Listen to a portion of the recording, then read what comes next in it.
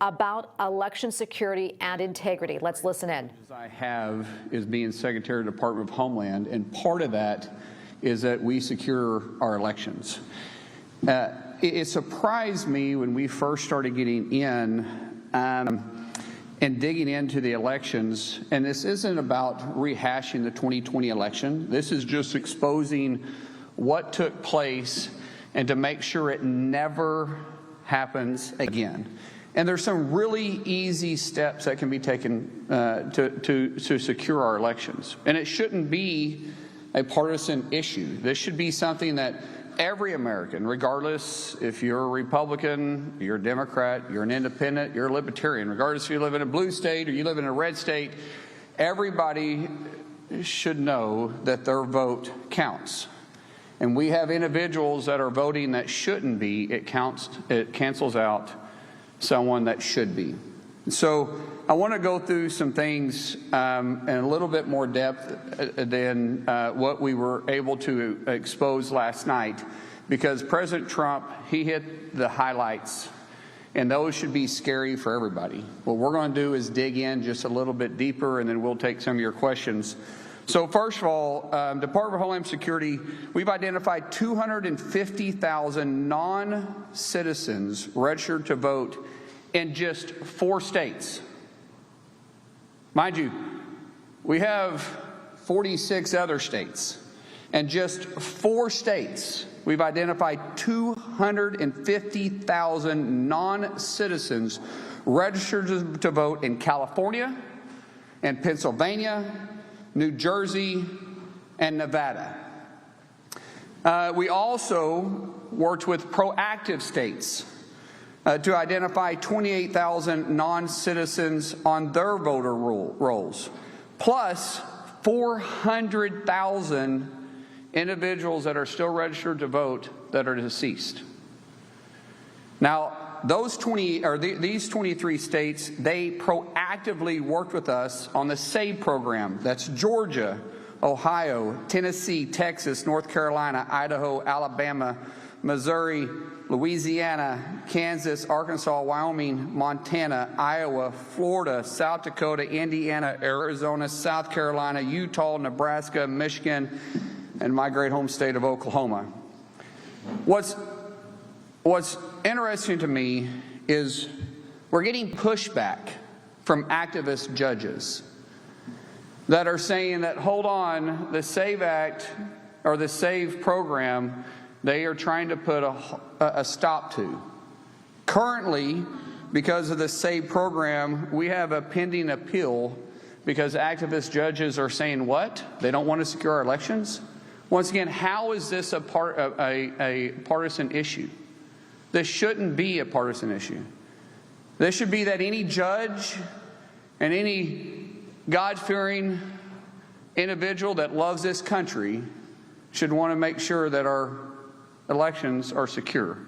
And we have created inside DHS the SAVE program that allows states to proactively look at their rolls. And so when you have 278,000 individuals that are non-citizens registered to vote, plus 400,000 that have already been identified just in 23 states, what can we find? We have all 50 participating with us. We know, talking about our machines, we know for sure that our foreign adversaries, not our allies, foreign adversaries have parts that are vital pieces in our voting machines.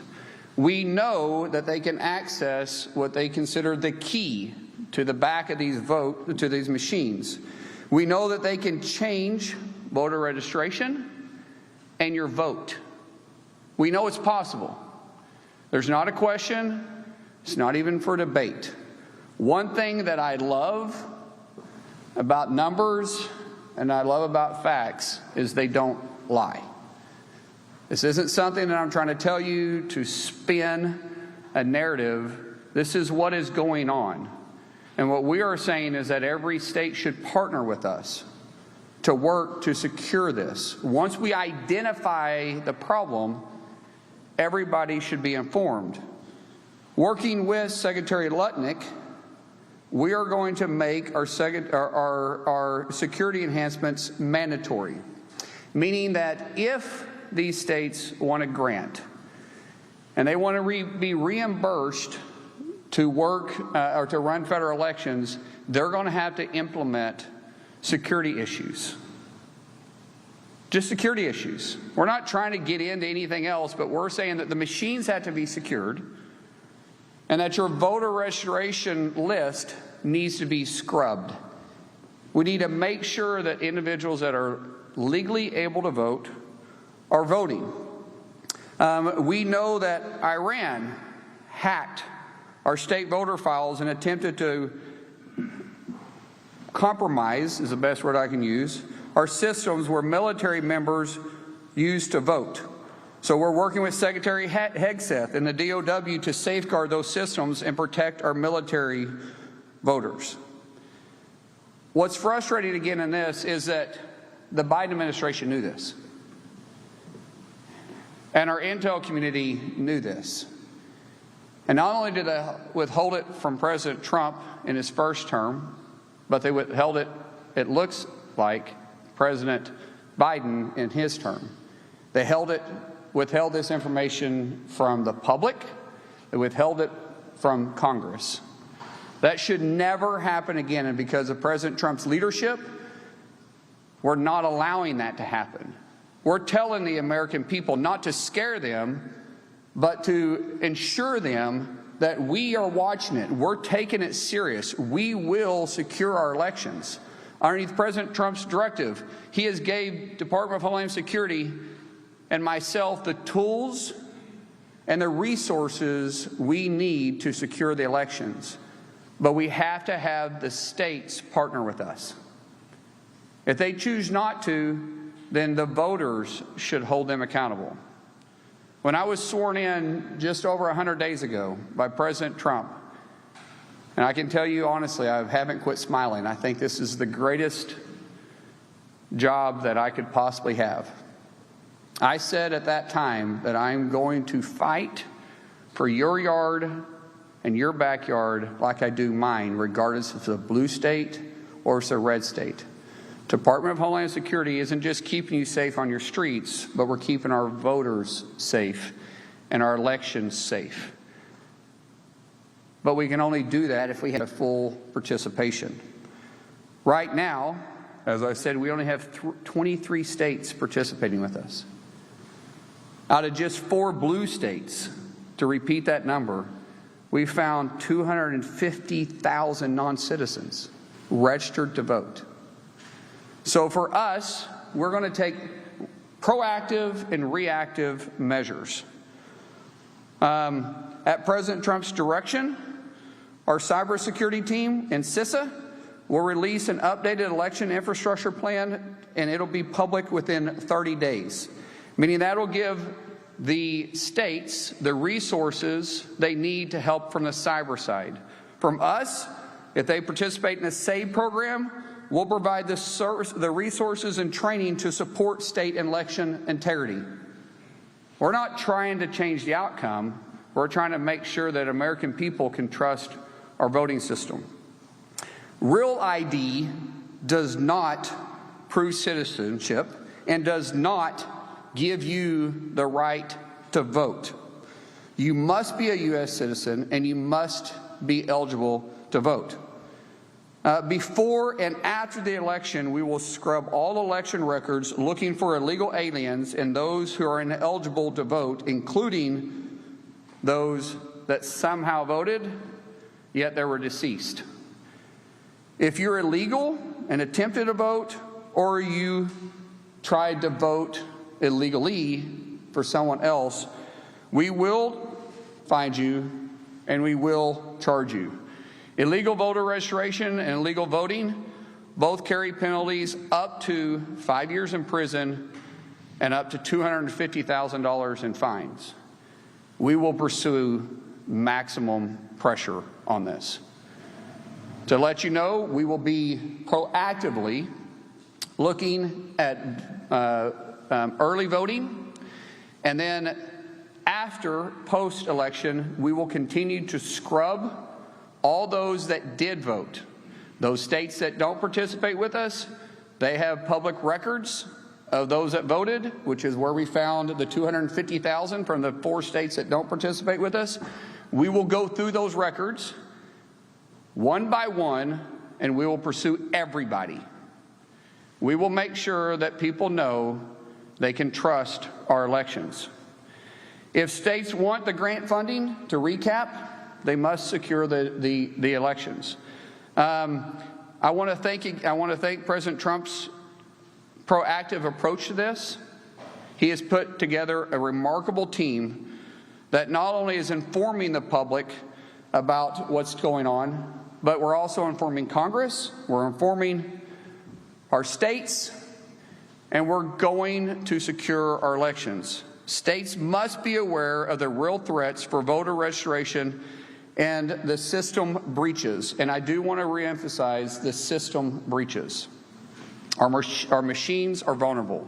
There are steps that can be made right now that can secure those. I would ask not just the public, but the media. That question should be asked of blue states, because we have red states participating with us. We have some red states that aren't. Every state that's not participating with us should be asked the hard question, why not? What are you afraid of? If they're not willing to do it, it should raise serious questions. It's not that hard. This isn't a partisan issue. So in conclusion, to recap, under President Trump's leadership, DHS is well prepared to support all states, red states, blue states, and local election officials ahead of the midterms. States must do their part to secure our election systems, and we stand by to help.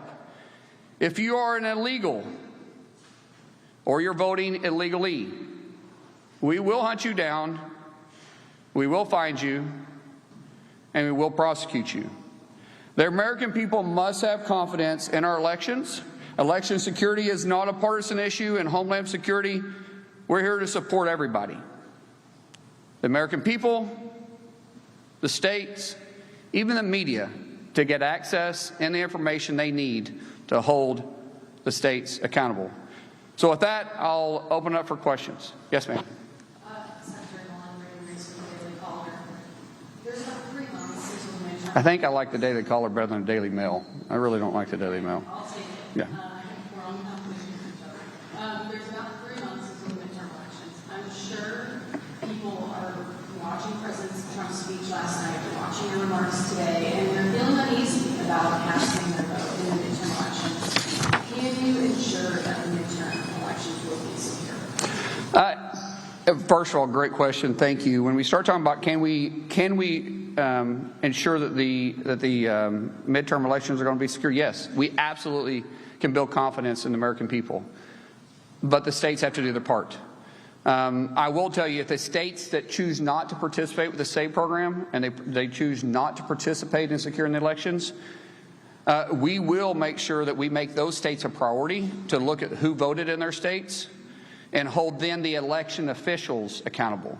If the election officials, once we gave them the information they need to secure their elections, and they chose not to, then those individuals can also be held accountable by fines, by penalties, and even, depending on how far it goes, prison time.